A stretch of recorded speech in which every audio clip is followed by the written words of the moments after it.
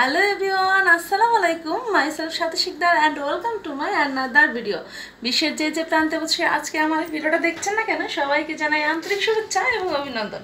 সবাই কেমন আছেন? আশা করি সবাই ভালো আছেন। আল্লাহর রহমতে আমিও ভালো আছি। বরাবরের মতো নতুন আরো একটা ভিডিও নিয়ে আপনাদের সামনে চলে এসেছি।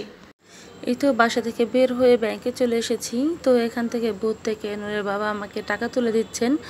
তার অনেক জ্বর, তো তিনি বাজারে যেতে পারছেন না, তো যার কারণে আমি এখন বাজারে যাচ্ছি।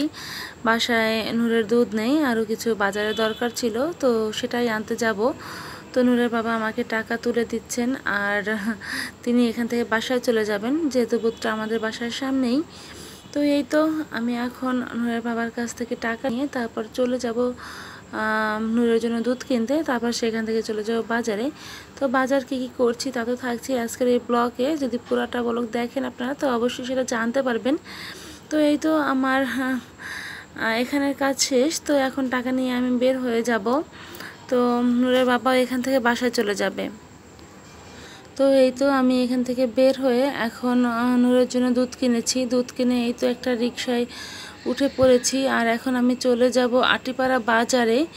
তো সেখান থেকে সব কিছু কিনে কেটে তারপর নিয়ে আসবো। তো কী কী কেনাকাটা করছি সেটাও আপনাদের সাথে শেয়ার করব।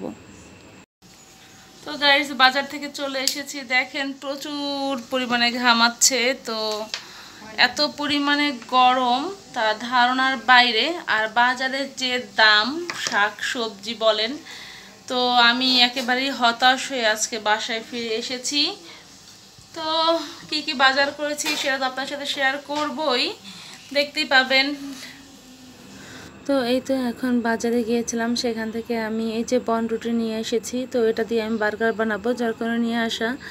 নূরের বাবার জন্য হাফ লিটার দুধ নিয়ে এসেছি। এখানে 1 কেজি পরিমাণ চিংড়ি মাছ নিয়ে এসেছি।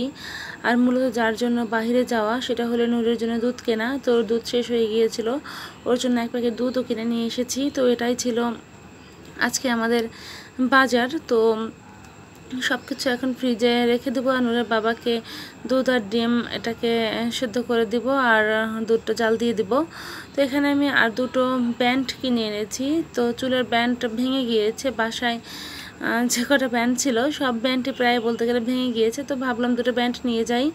আর এই তো আইল্যাশ কিনেছিলাম, তো সেই আইল্যাশের গামটা শেষ হয়ে গিয়েছিল, গ্লু গামটা। তো এই তো একটা গ্লু গামও কিনে নিয়ে এসেছি। তো এই তো ছিল আমাদের আজকের বাজার। তো কেমন হয়েছে সেটা আমাকে জানাবেন।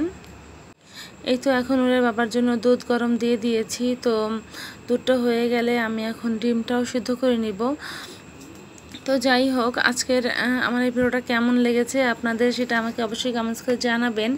আর এই তো নূরের বাবা অসুস্থ থাকা অবস্থায় বাসায় বসে কাজ করছে আর তাকে আমি ডিম আর দুধটা খেতে দিয়েছি। তো এই তো নূরের বাবার খাওয়া দাওয়া ছিল।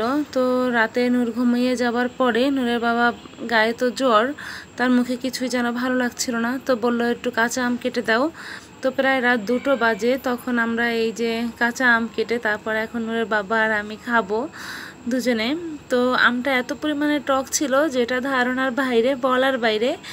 আসলে কাঁচা আম এখন তো সিজন প্রায় শেষ, তো হয়তোবা এই জন্য আমটা অনেক